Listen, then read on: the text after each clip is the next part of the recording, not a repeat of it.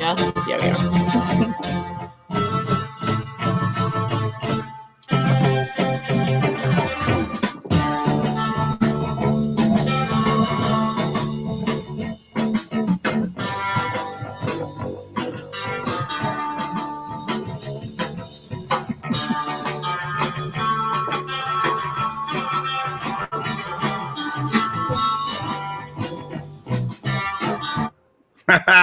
I was trying to be all fancy and I pushed the wrong one. Hey, everybody, it's Thursday night. Good evening. Episode of Thrifty Business. Dang it. I keep wanting a smooth, seamless show to show off to the people who StreamYard, and I started out poorly. Well, nothing is ever seamless if I'm involved. So. Oh, no, it wasn't you. That's for dang sure. It was all me. All right. Ding-a-ling that I am. All right, let's try this. All right, everybody, welcome to another episode of Thrifty Business. Here we go. Oh, man, my speaker wasn't on. Oh, man, this is not going to be the show I turn in. Let's try again. All right, it's time for Jay's Tiki Talk. Each week, I drink a different rum out of a different mug, and I try and match it up to our guest. And our guest tonight is John. Now, John, I tried to be somewhat tricky with the title of your show tonight, and I said, did you ever thrift your house? And everyone took it as, did you thrift inside a house? And I meant no, the actual dwelling. So what I should have said is, do you live in a tiny house? Because John does. So that's kind of the whole point tonight, how to John built his own tiny house, so how to work out of it, how to live out of it. So I was trying to be cool and edgy, and I think it failed. I think I missed my mark. So it wasn't just me. I wasn't the only one. But I thought tonight would be really fun. Oh, this is when I would do this. There we go. Okay, so each week I drink a different rum out of a different mug. Since John lives in Port Orange, Florida, and lives in a tiny house, I went with a tiny mug. Okay. I have a tiny bottle of rum. So hold on. Tiny and orange. And orange, and it's from Trader Sam's in Disney World. Oh, so wow. My tiny mug with my tiny rum, and get all perfect. I have a little tiny lime. That's fabulous. Perfect. Well done. Little tiny hand clap. There we go. So cheers to you, John. Cheers. Cheers. What are you drinking, Angela? Iced coffee with horchata. Nice. And John, what do you got down there? I have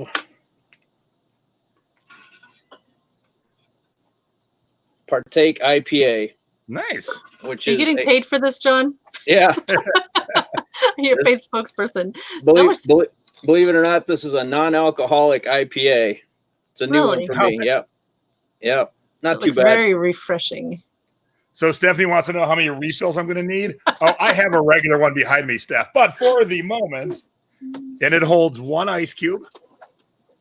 Just, is it like one of those little rabbit pellet ice cubes? Yeah. So this is actually from Trader Sam's. So if you ever go to Trader Sam's, you get a flight of rums. So straight up pours. And it comes on a little like surfboard. So you get 3 of these mugs in different colors, and you get to enjoy 3 different rums. So if you see these little Trader Sam's mugs, make sure you pick them up. Are they worth anything to resell? Oh, yeah. I mean, they're not worth like the big mugs, but if you sell all 3 of the set, it'll pretty much pay for the rums you drank. So you still get the little wooden canoe thing that they come on? Someone was smart, someone with skills. They started making the wooden things that look like the ones, because Trader Sam's is not giving them to you. All right, John, sit back, relax, enjoy the show. We'll see you in a little bit. Bye, John. All right, let's get back over here. All righty. I am excited about tonight's show. We got a lot of good stuff to go over tonight. Lots of good stuff. I'm so excited. All right, ladies and gentlemen, it is time for our scores of the week. These are the things that you should be on the lookout for, or BOLO. All right. Vintage toys are always good to look at. Even I'd never seen this before. It's a Twiggy treasure box. It's only about this big. It was much smaller than yeah, because the Twiggy doll was like a little miniature version, like smaller than Skipper. She was only about 6 inches. Woohoo! $100 bill. Actually, I listed it for $175, put it on sale, and it sold for $150.50. And that's exactly where the market was. But when I listed, I had the nicest one, and there were only 3. And so I put it on sale and somebody took it and I was happy. And I have learned not to claim it as a score of the week until I have my feedback. And you'll find out why. Because I listed this one as a score of the week one time and I sold it for $85, but it is a vintage book. And by the time it reached my buyer, even though it was bubble wrapped and tightly packaged, the paper on the front cover had started to deteriorate and it cracked. So I offered them a refund. You know, they sent it back. I refunded in full. And somebody else came along and said, do you still have that book available? And I was like, well, that's weird how they knew that I still had it available, but I did. And I put it out there and she was like, well, that was a little more than I was thinking. And then, but she came back with an offer and I was like, heck yeah, I'll take an offer. Cause at this point I have a book that has damage. And I updated my photos and still made $47.30. All right. Woo. This is a finial. It goes on top of a lamp. Now in Indiana, we are in the heart of Aladdin lamp country, just like St. Clair glass and all. We're lots of glass makers in this area. This is from Aladdin lamp, and we've seen these finials before. Normally they sell for $30 or $40, and this one was from my husband's store. And he went back and forth for like 24 hours. Like, do I do an auction? We've only seen like 4 of these sold in the last 6 years. And so he was like, and I said, you know what, go a little higher than the last auction. But just remember that a lot of the collectors of this stuff are older people, and they could be dead now. So he actually went a little higher, and that damn thing sold in 5 minutes. 5 minutes. $285. Oh yeah, I did the happy dance too. I didn't even know it was live. Okay, this is an Etsy sale, and it sold for $35. That is kind of the magic number on Etsy right now. If you're selling there, they came up with this idea. And they suggested to their sellers that they, I feel like I'm yelling, that they offer free shipping on items over $35, and it would put you up higher in the rankings. This hat is a vintage new old stock with original tags. I purchased in a lot, so I have like 25 cents in it. I originally had it listed for $26. When they came out with this idea, I was like, all right, anything under a pound in my store, I went through and raised the price by $8. And this one, I raised it to $35 to make that mark, and it sold at $35 with free shipping. So I made even more money than I originally asked for. And this is going to J. Crew headquarters. Oh, shut up. That's so cool. Yeah. So I'm curious to see what next winter's fall collection looks like. Yeah, no kidding. All right. So I bought this skateboard, this Tony Hawk skateboard quite a while ago. It was definitely used. It wasn't minty fresh or anything. I was trying for $115, and I really had no nibbles on it. I had another one I put up at the same time rather quick, so obviously no one really cared. I went back and forth with a customer. I finally got $40 plus shipping out of it. So it's one of those things where I was happy to see it go. I still made some money, and it got a big thing out of my way. Now, you initiated that offer, right? With the offers to watchers. Yeah. Okay. And then this is for Ginny, because Ginny runs the Christmas Facebook group. It's August 22nd. And someone had to buy a Santa Claus Nicodora top for $21. And I realized I had this up for so long. This is when eBay lost our photos, because this is the only photo. And I thought I'd clean them all up, and apparently I didn't, because this is the one and only photo, and they still bought it. Excellent. This is a Adidas Stormtrooper with the Death Star on the back jacket, 4XL. Was picked up at Buffalo Exchange, one of my favorite places. I can see it now. That's sold for almost $100. Beautiful. And these are fairly common tiki mugs. And what I always tell you when you find common ones is you put them together, because by themselves they're worth about $10. But in a nice group of 3, when someone needs 3, they're worth exactly $52.49. Beautiful. And the thing about these mugs is, they did what's called cold paint. They make the mug and then they paint over top of it. If you throw this in the dishwasher, goodbye white, goodbye red, goodbye purple, goodbye orange. Excellent. And these 3 were all very clean, because some people try and sell the rare all black version. No, that's just someone who threw it in a dishwasher. Do you include that in your listing, not to dishwash? I don't, but I should. I would think most tiki collectors at this point know that. I would hope. All right, not everything can be a winner, though. No.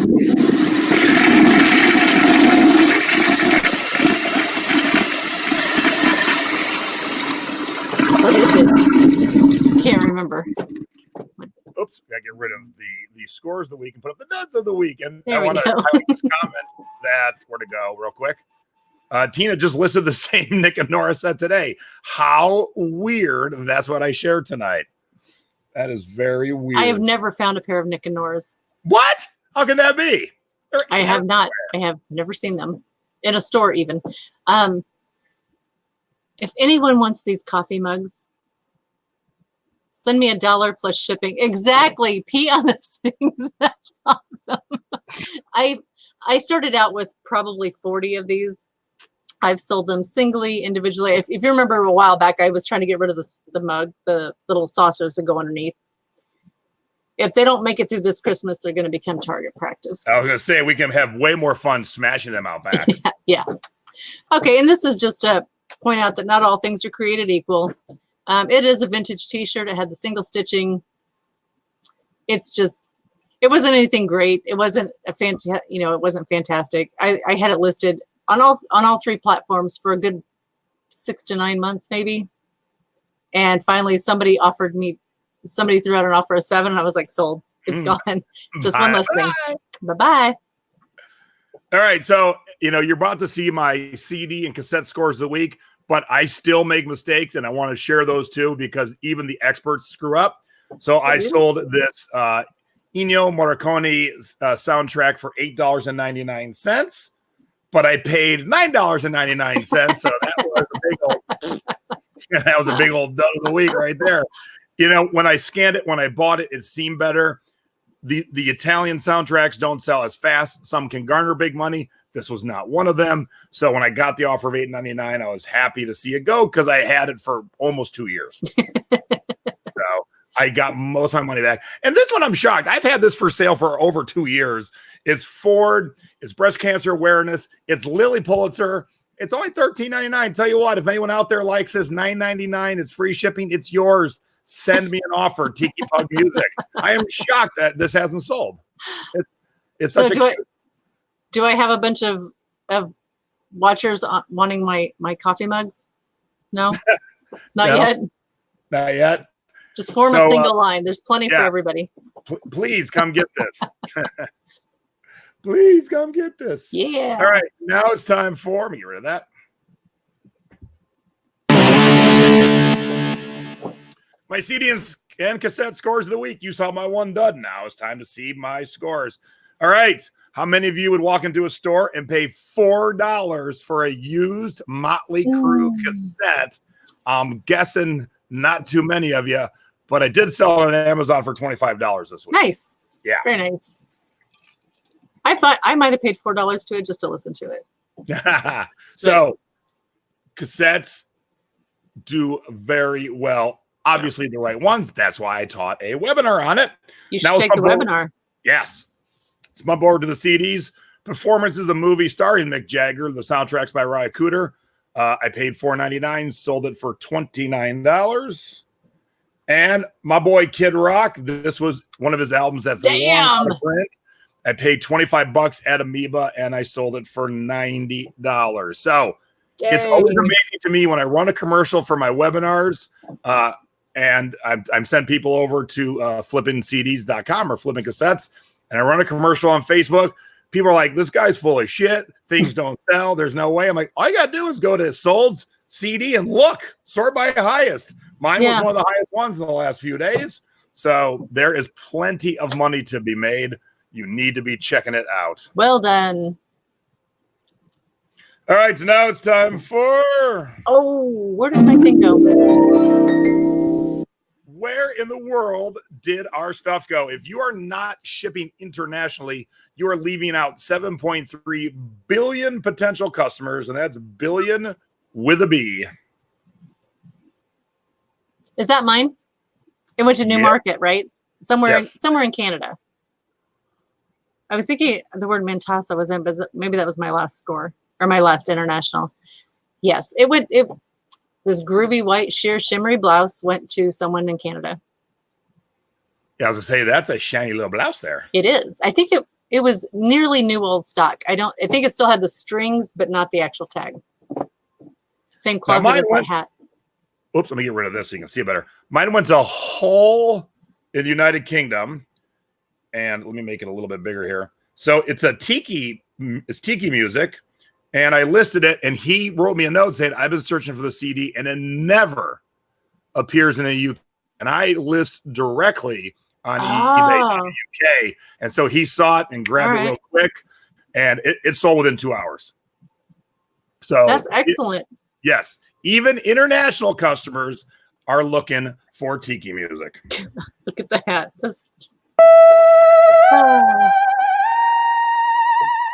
Now it's time for close encounters of the thrifty kind. All right, so this one is my quickest story, one of my funniest. So last week, Stacy and I were at Buffalo Exchange, and this is the rack I was working on, mostly mediums with a few larges, and I'm going fast like I do. Yeah. And the guy next to me, who was also kind of going fast, said, boy, you're a man. Are you looking for work too? And I said, do you think I'm a medium or a large? In case you don't know me, I am 6'5", 280 pounds. I am not a medium nor a large. Even if you put the two together, I'm neither one of those things. So he looked me up and down and said, oh, are you looking for work clothes too? Well, kind of. Yeah. So yeah, you're right. You're right. I should have said, yeah, kind of. All right, now it's time for... I'm always so excited to see what my tips are because I'm like, I don't remember from 30 minutes ago. All right, well, let's see what you got. I'm like, slow. Now it's time for our thrifty tip of the week. Let's see what Angela's going to surprise us. I remember. Okay, I put this out here when I was planning on going for, we were going to go to the Goodwill bins this week with my friends from our local meetup group. And I was like, you know what? I have so much stuff now, but I really wanted to go because I don't get to thrift that often and I don't get to experience that kind of thing. So I was like, we're just going to go take a hooky day.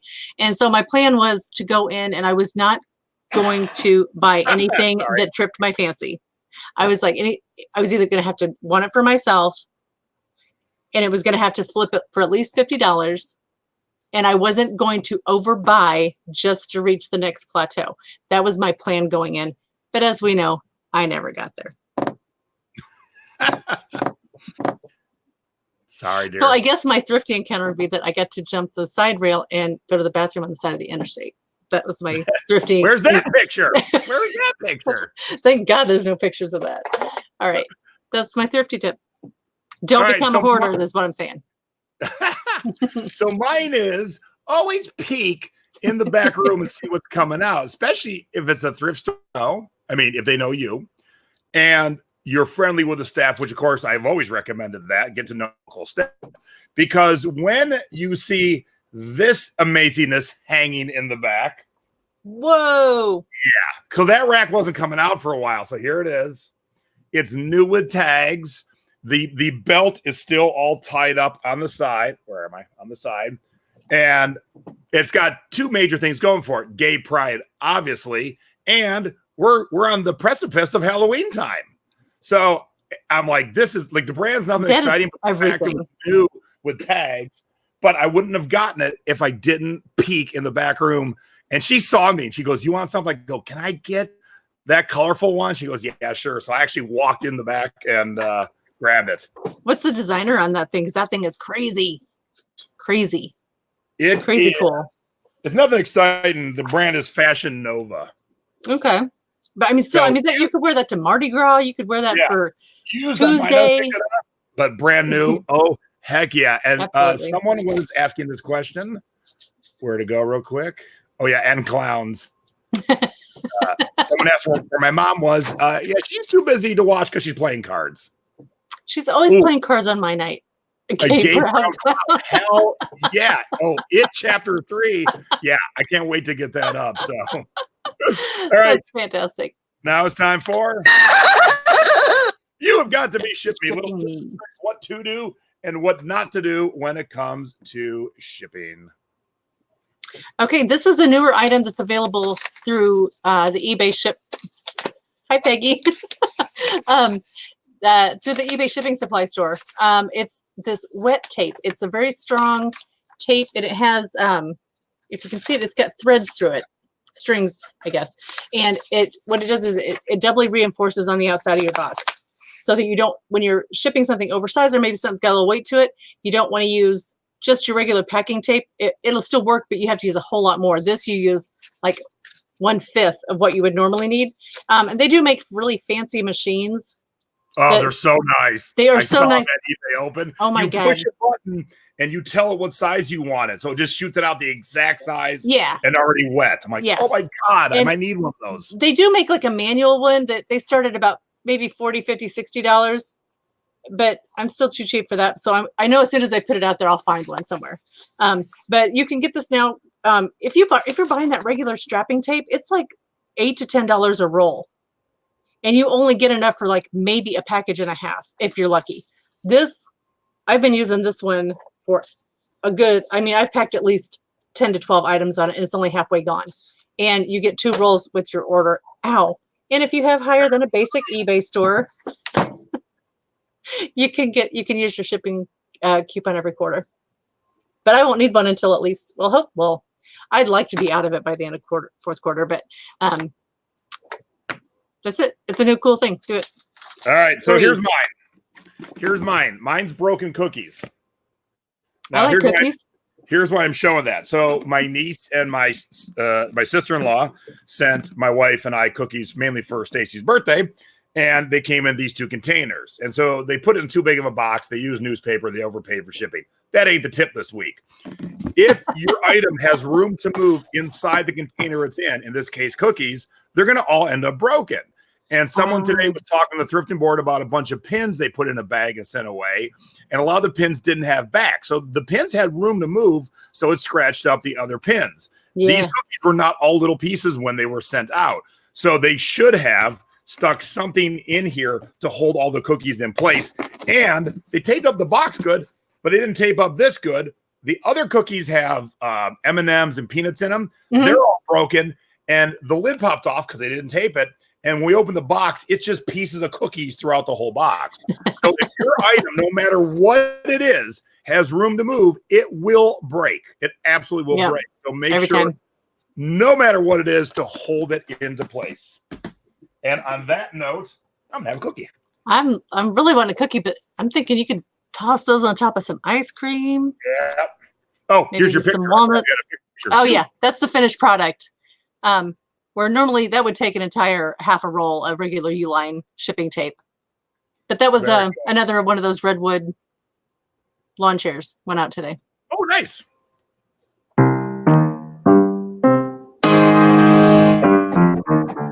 Now it's time for our eBay tips of the week. Dun, da, da, da. Little tips and trick to help you out when you're selling on eBay. After everyone came back from eBay Open and there was talk about, we need to update some of our titles. They talked about what Google wanted and what eBay said to do and not to get your titles messed up. And at one point I'd gone in and tried to put some of my categories together to do like subcategories, but I really didn't know what I was doing. But I never asked for help. I just jump in and do stuff. So my categories were a disaster. So I thought, I used that same brain to decide I could fix it too. So I went in, I just thought, well, I need to delete all my categories.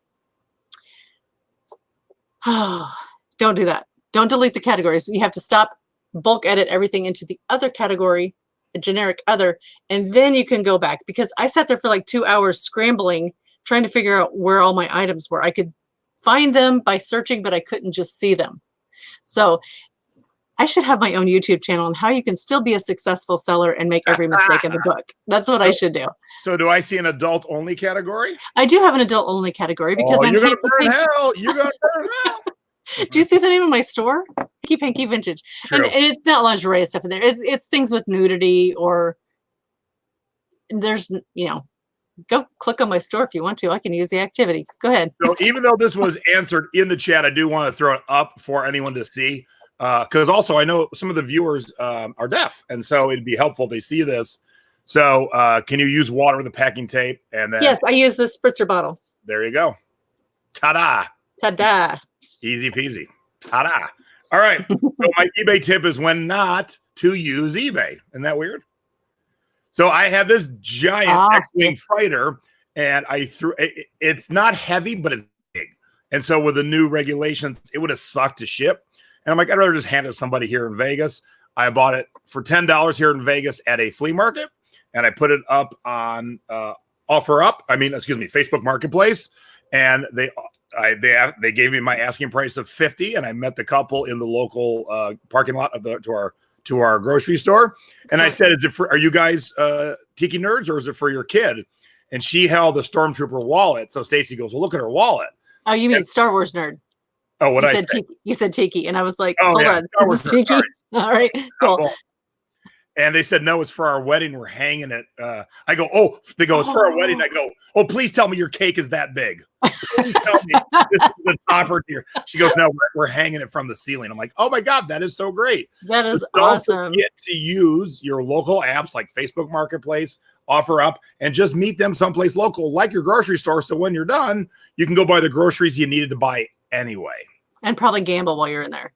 I know you. Yeah, and we didn't do so good. So really, they got it for kind of free. Something else that kind of goes along with my shipping tip was, when I was packing that thing up today, it reminded me of something my dad used to say, that, when you're not the only person doing a job, even when you work for someone else, he was like, you got to be willing to do what other people aren't. Yep. And so many people have shied away from selling the big stuff. And as long as I'm going to make at least 40, 50 bucks on an item, I'll still ship big stuff, and I'll keep doing it where other people won't. So, and you don't have to be afraid to do it. No, do not. Once you know how to do anything, it's easy after you do it wrong the first time. So speaking of don't be afraid of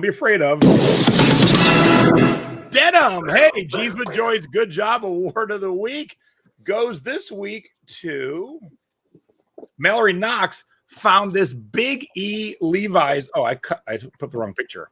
Anyway, found this Big E Levi's jacket in the bins. And paid $1.25 because it's based on weight. And she found $3.23 in the pocket from 1971 money. So not only did the money in the pocket pay for it, she found a Big E Levi's jacket. So good job, Mallory Knox. If you want to if you want to find out more about jeans, go to jeanswithjoy.com. You can find out more, and Joy can teach you how to find cool shit at the bins. I'm curious where she sold those, because I think she's a big Etsy seller. Oh, really? We'll have to find out. Oh, she had a sweet score before. Go ahead. Ecom, let's go. Yeah, Ecom Chicago. This is after eBay Open. This is the premier event of the year, coming up October 16th through 18th in, of all places, Chicago. And right now they're running a discount code, $20 off. So when you go to check out, Tiki 20 off. It's an amazing 3-day event for not a lot of money. That includes food. That includes one whole day of Coach's Corner. So me and Chris Green and Stephanie Inge and John Lawson, you sign up for 20-minute coaching sessions with us, and you can go from coach to coach to coach. And man, that is worth the price of admission right there. And that's just day one. You get 2 more days after that.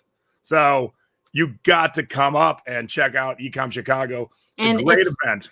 And from what I hear about eBay Open, it's not even like one minuscule amount of the walking that you have to do at eBay Open. Everything is very, very centrally located.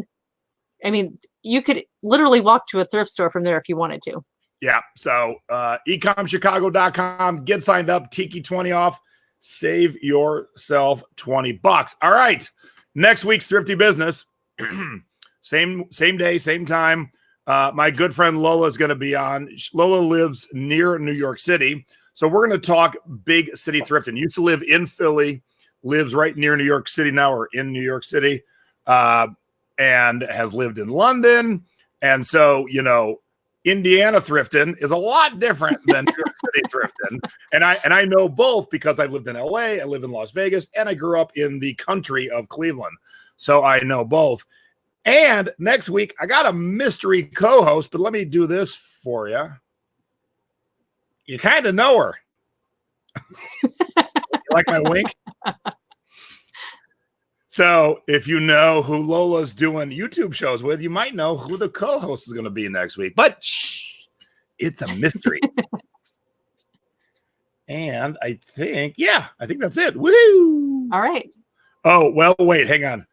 Michael Fried wants to know if he's the mystery co-host. Yes, Mike. I want to see you in a man bun. Well, that'd be funny as hell if the mystery co-host didn't know they were co-hosting. That would be great. Yeah. Okay, you got 20. Hey, you're co-host. You got 20 minutes to give me all your segments. And we were 8:30 on the dot. Look at that. And that's with me talking too much. Someone did ask real quick, where do you find large boxes to ship your big items? I tried Home Depot with a box of 17. The large boxes will never be cheap. So if you need large boxes, you definitely have to work it into your price or your shipping rate. When I ship big pieces of art, I buy the specific art boxes from FedEx, and the big ones like $19.99. But that works into how much I charge for shipping. That box that you saw in that picture, I got it for free from the brand new furniture store next door to ours. We're a used furniture store. They are a rental place, and it's what holds the platform bed frames. So when you see those cheap bed frames that the things are standing up high on, it's a great box. It's about, I think it measured 34 by 26, and it was about 8 inches deep before I cut it down a little bit. There you go. Yep. All right. For free.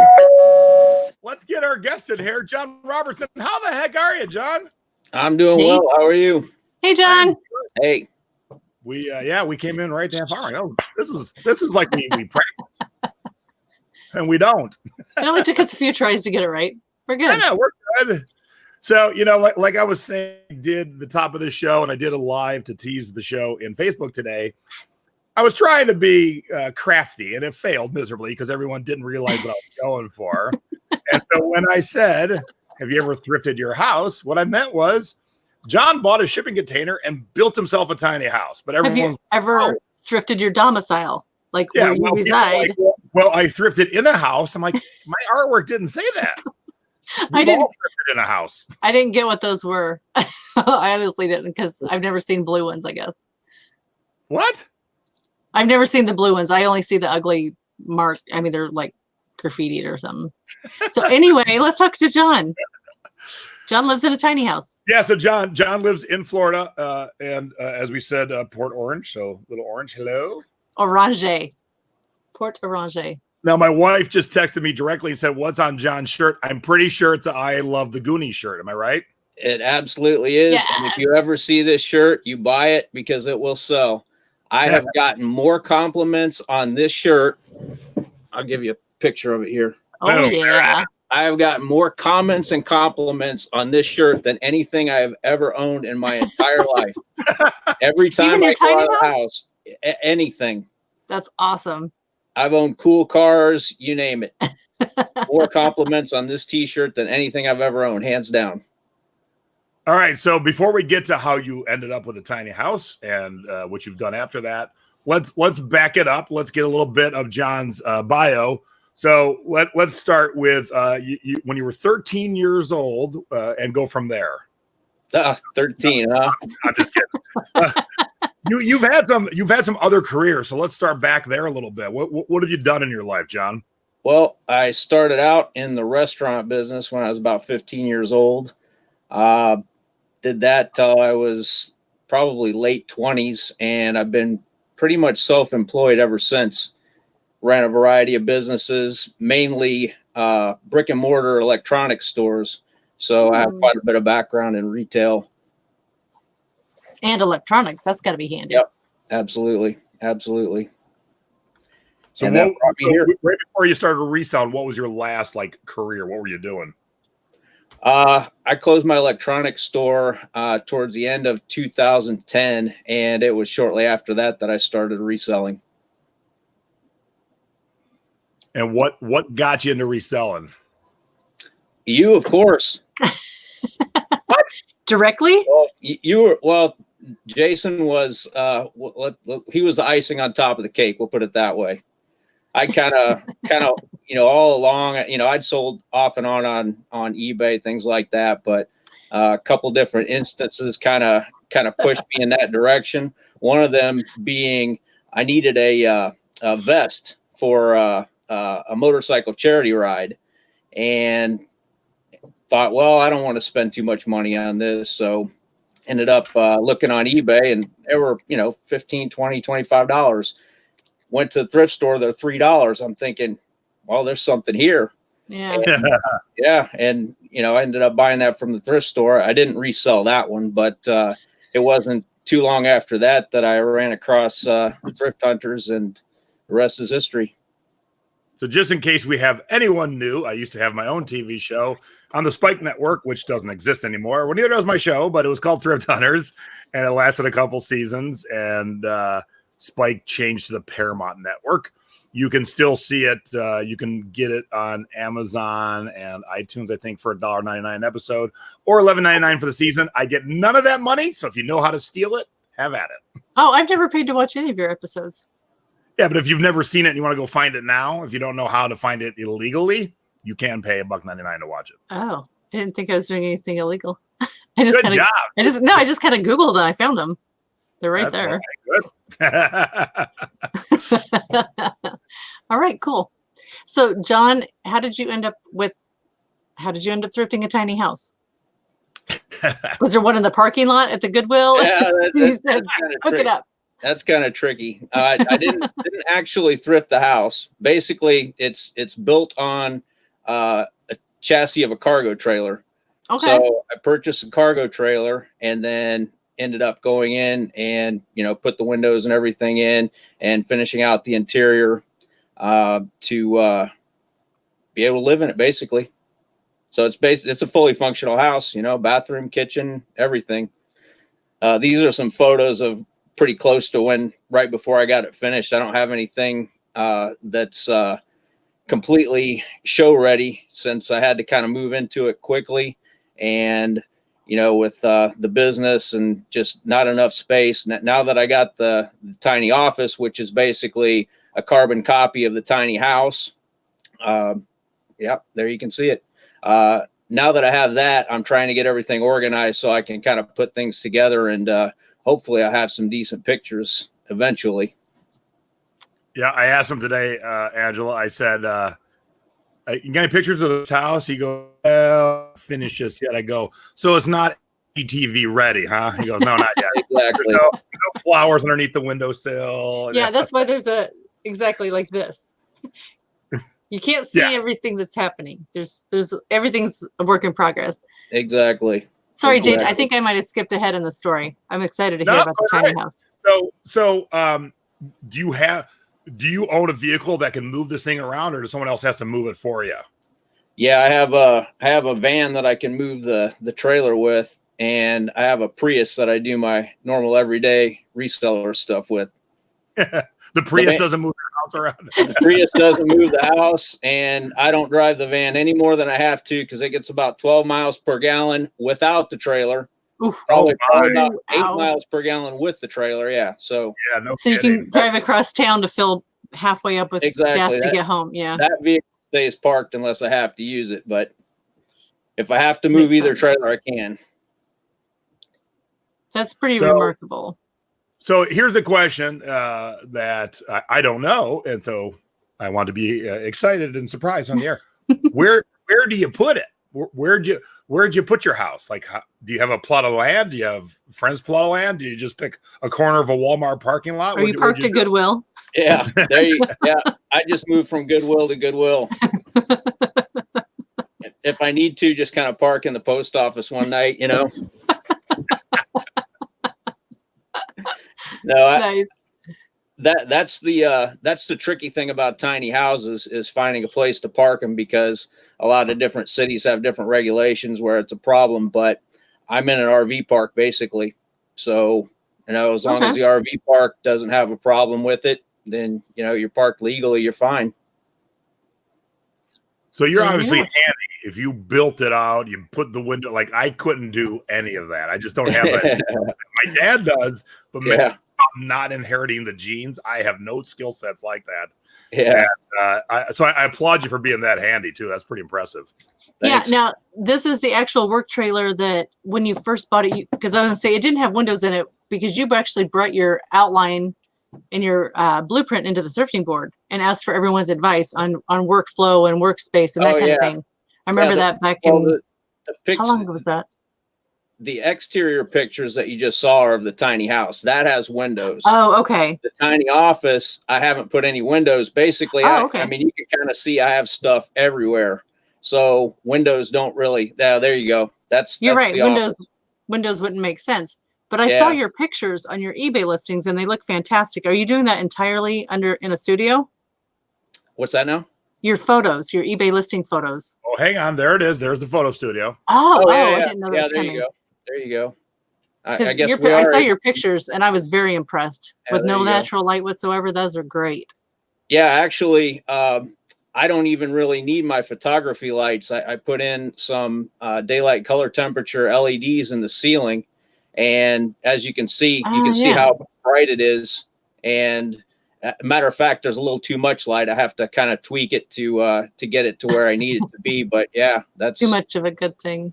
Yeah, but the color temperature is great, and I have plenty of room that I can pull my shade down to get a nice swoop on the backdrop and everything. So it's working out pretty well. That's awesome. So when you said, okay, I got the house, and now I'm going to build myself an office, where your house was put, did you have space for both? Yes, yeah. I'm on a pretty decent sized lot, so I kind of thought about this when I bought the house. My what I ended up doing initially was I put my business inventory, everything that was listed, into storage, which was close, but I wanted to get everything on property so I didn't have to, constantly shuffle stuff back and forth. But ended up getting the office, and I mean, it takes up some space, but I had enough room to be able to do it. So I'm thankful for that. That's cool.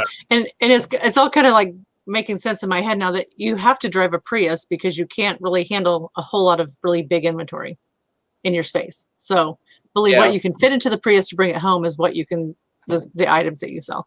Yeah. I try to purchase on things that are on the smaller side.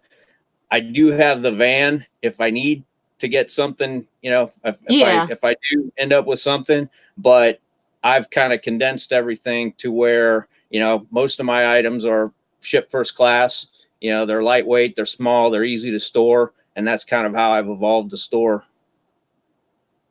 And that's like the opposite of me. I am completely the opposite. We have an entire grocery store to fill up with stuff. So Linda wants to know what drew you to wanting a tiny house. Was that something that you always thought, oh, I should do that? Or did it just hit you one day, like you saw one of those shows on HGTV and you're like, I'm going to go for this? I had some health issues and I needed a solution for housing.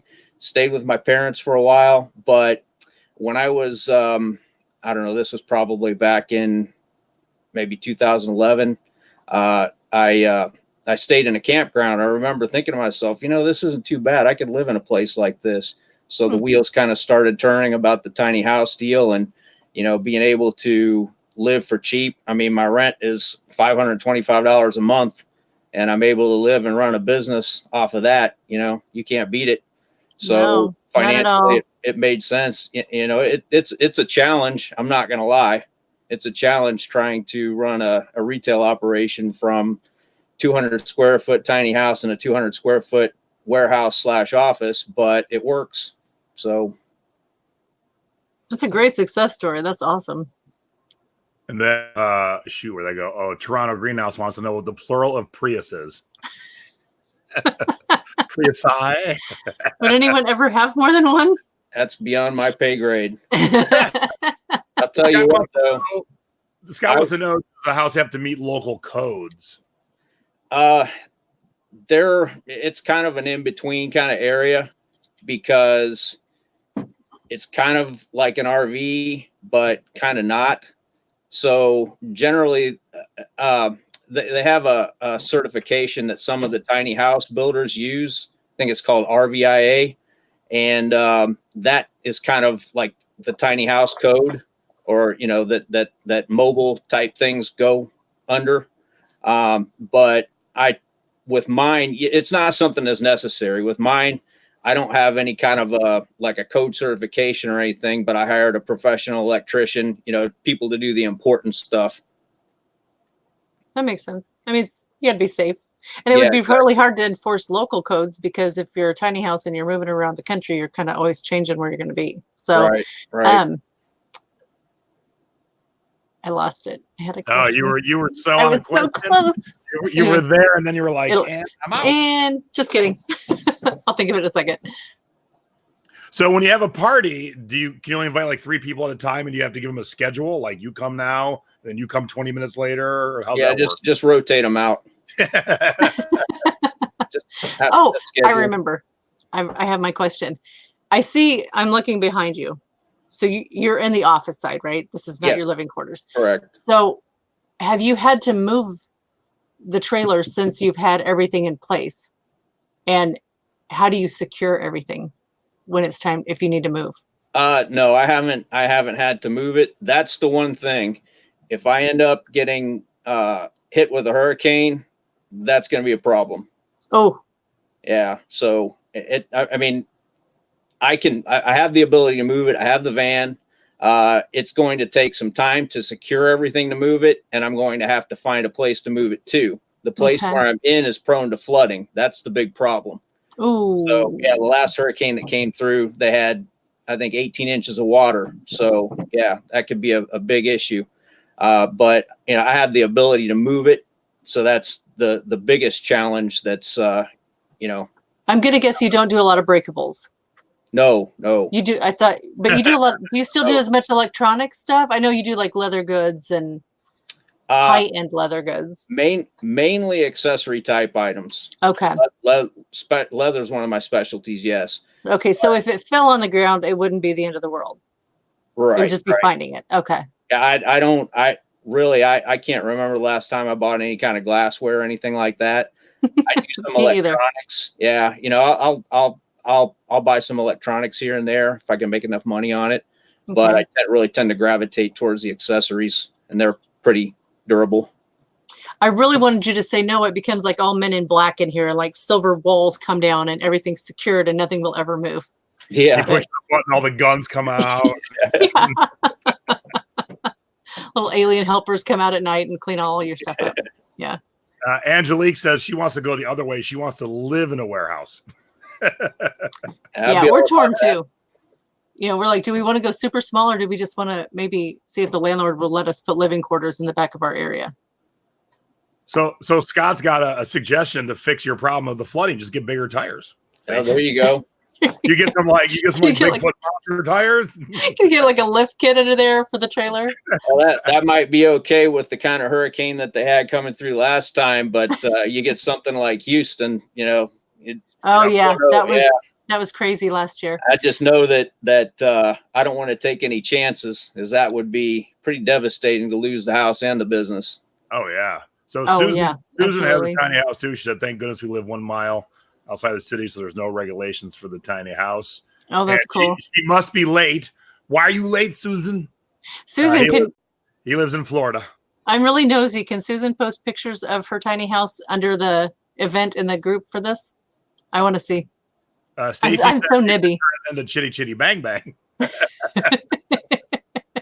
So here's a great question: are the structures actually attached? Do you walk from one to the other? No, I have a concrete slab in between, basically a big patio that's pretty much the size of either one of the houses. So it's bigger than the houses. It's about 10 feet by 20 some feet long. So I have a kind of a big patio in the middle. I'd like to do some type of one of those shade sails that goes up over the top to kind of totally to link them together. So I have kind of a breezeway to walk between them. But for now, it's just I have my picnic table, and it's just kind of a patio area in between. Yeah, my husband had found a plan for putting 2 of these canisters side by side, like not a long trailer, but 2 actual sea cans, and they're connected with a greenhouse. Right. So it could be like his and hers. And I was like, that is kind of dreamy right there. Yeah. So now, where you're living, are the people around you? Are they like full-time resident, or are they people that come and go like on vacations and things? We have a pretty interesting mix because of where I'm at. There are a lot of snowbirds. Okay. So half of the park leaves in, I don't know what it is. April. Yeah. Around April. And then they come back in November, and it gets real busy. So, but we still have a fair number of full-time residents here. And then it's an RV park as well. So we have people coming in and out. Do they know what you do in your trailer? I mean, are you ever worried about, like, from a security point of view, like somebody robbing you? It's pretty safe where I'm at. I'm in a pretty good area. Okay.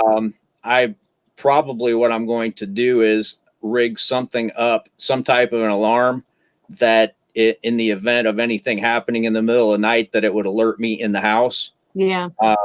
Just as extra precaution. But one of the reasons why I chose this area was it's a pretty good area. So That's hopefully don't have too much to worry about.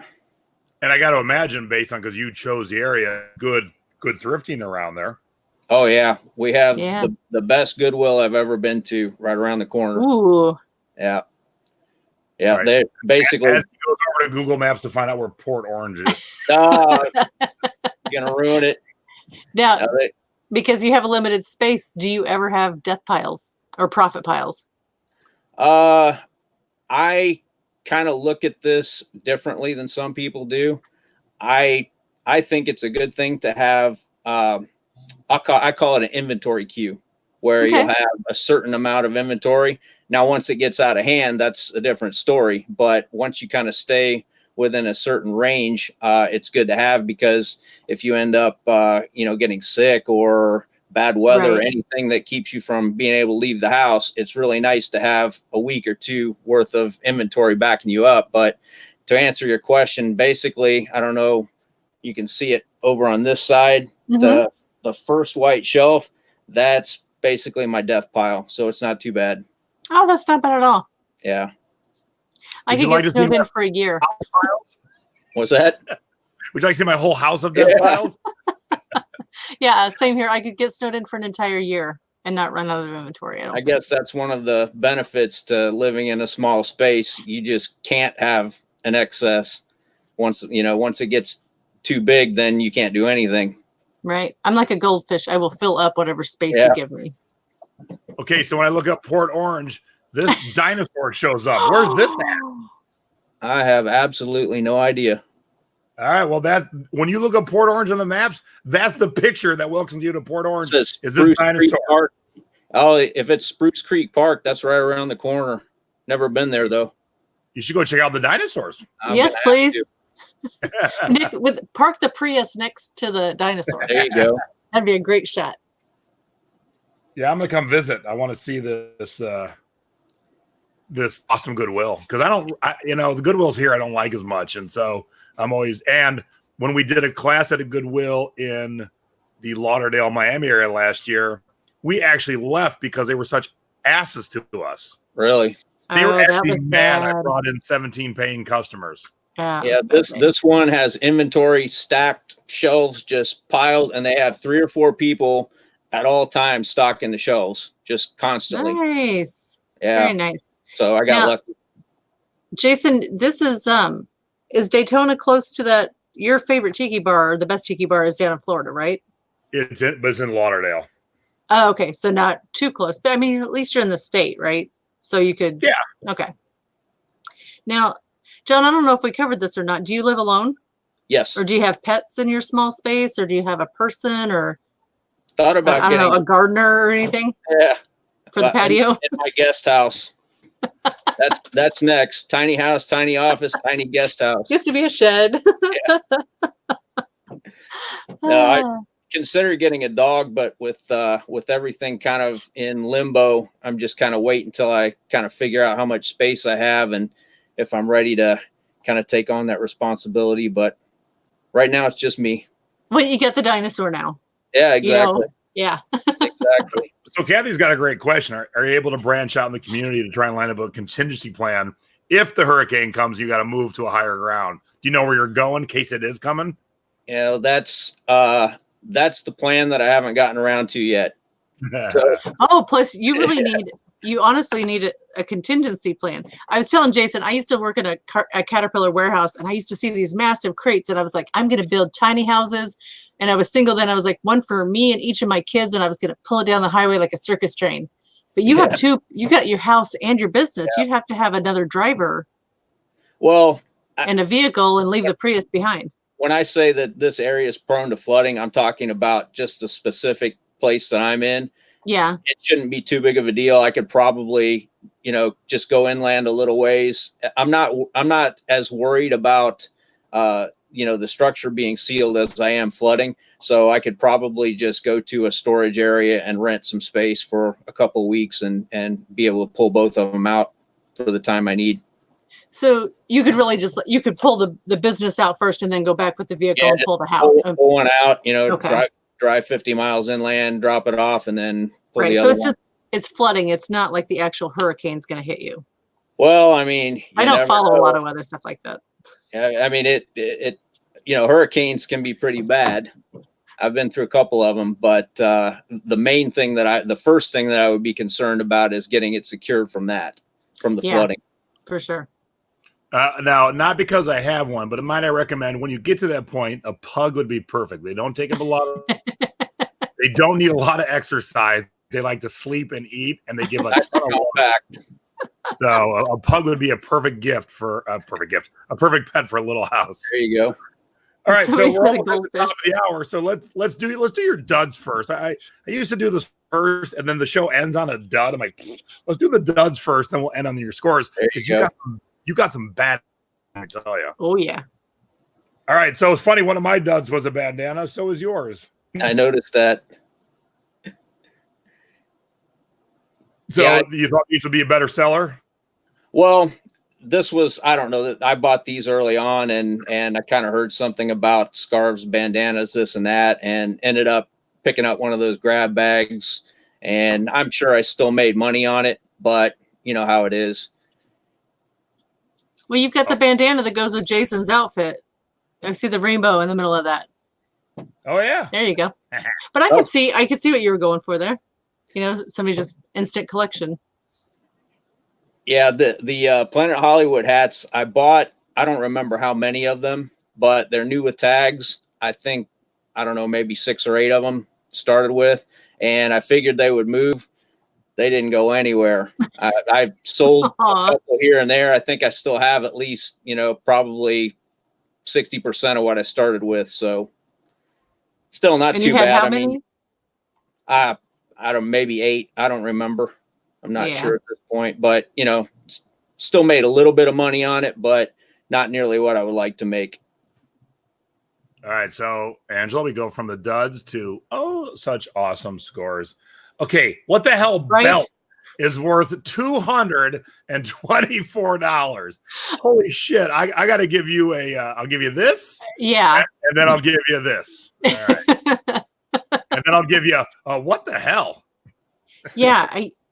Is when it you the designer? Belt, I wasn't familiar with the brand when I picked it up, but as soon as I grabbed it, I knew it was going to be worth some money because it had all sterling silver hardware and it was made with an exotic skin. So sterling hardware, exotic skin by obviously a high-end company, and that's your cha-ching right there.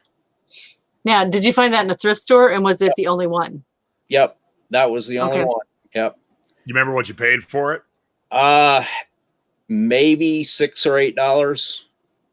Nice. That's fantastic. It's amazing. Absolutely amazing. And I love a man who goes out and gets purses. This thing is fantastic. Absolutely. Isn't it gorgeous?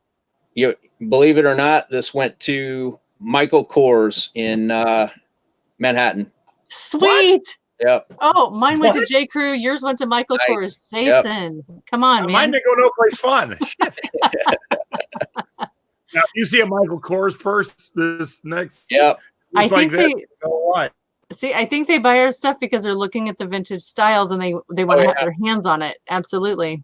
Yep, definitely. Yeah, that was the cool thing about this one. Besides the fact that it's just a cool bag. All right, we'll meet up back here in a year and see if our stuff showed up on the runway.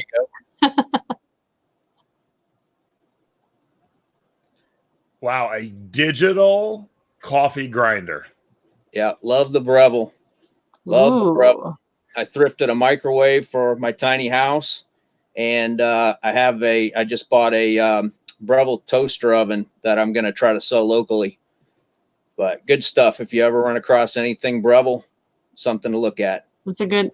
I'll keep that name in mind. Absolutely. Yep. Yes, I don't think I knew that brand before this. I've Yep, never heard of it. Yeah, they make the high end smaller appliances. They probably don't sell those at Meijer, do they?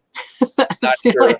Not I sure. can guarantee they Before we don't. get to the last score, since you live in a tiny house, do you watch any of those shows? Like, living in a tiny house shows? I haven't recently, but yeah, I've caught a few of them in the past. Yeah. Me too. And did you get any ideas? Did you see something and go, oh shit, I can do that? I'm sure I did. I can't think of anything off the top of my head that I used, but it was pretty long process from start to completion of designing and everything. So good place to get ideas from. Cool. Awesome. And then I had this one at the end because I'm like, this is a keychain that sold for $117. Why? Yeah. What? Oh, Yeah. Coach. Yeah, you're going to love this one. Coach.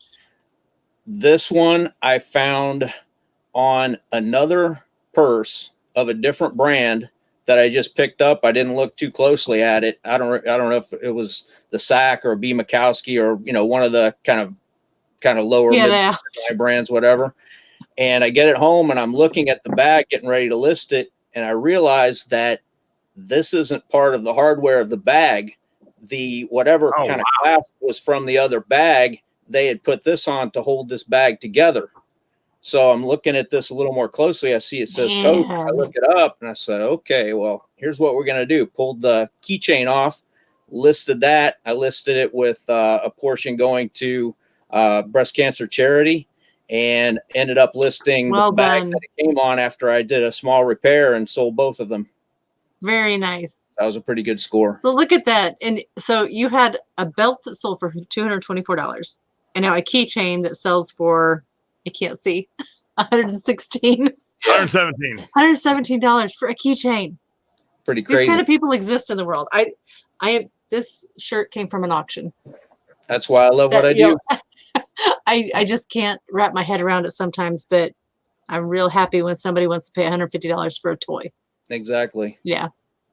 So I truly would like to come the whole set and go thrifting with you next time I'm in. So if you're up for a guest, I'd love to come by. Absolutely. You're getting junky again, Jay. Am I real? Yep. You're fuzzy. But do you? Okay. Duh. I've got to get cable fixed. I don't know what the heck's going on. You held on till the end. It was great. That worked out. Plus, I talked a lot.